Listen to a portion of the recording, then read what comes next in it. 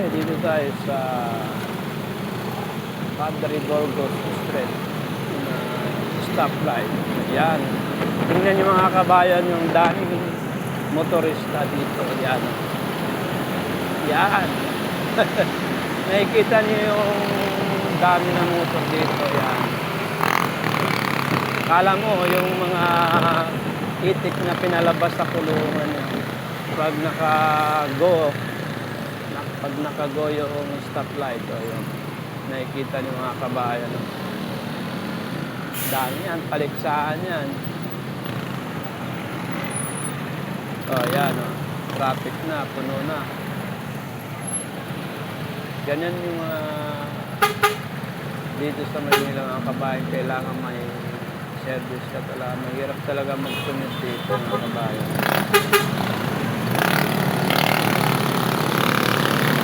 Kasi pag commute ka dito, grabe.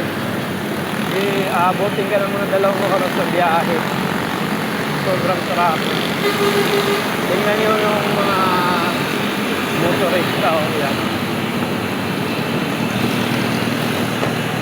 Yan.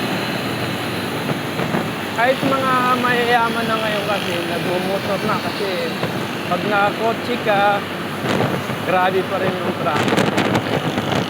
Kailangan talaga yung motor talaga dito sa single na motor. Kasi pwede ka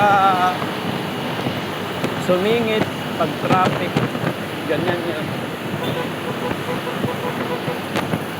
Pero kailangan talaga dito active ka talaga sa pagdadrive. Hindi ka pwede talaga sa drive dito. Yung patulala-tulala ka dito kasi pag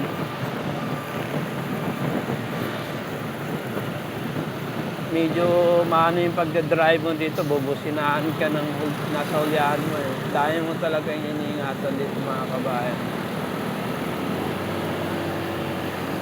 Kaya nung first time na pagmumotor ko dito, nasa gilid talaga ako. Nakakatakot na. Pero nang masanayan ko na sumapak sa kung saan na daanan yun, wala na, basic niya sa akin.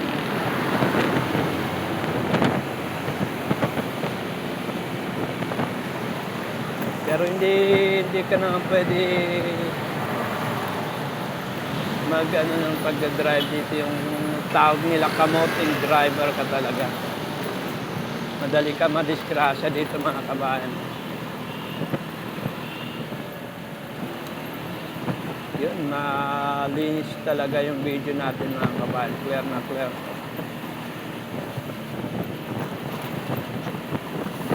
Pero sa Facebook, nagbablog ko. Dito lang sa BG yung number 1 song.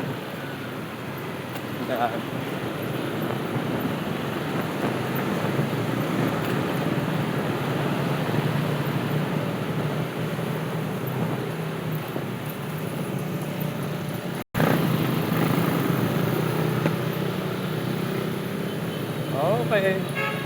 Tapos lang ng ulan dito mga kabayan. Kaya medyo madulas. Delikado rin. Kailangan matinig ka sa pagdadrive. Okay, hanggang dito na lang po yung live natin mga kabayan. Yan. Muntik na magabangga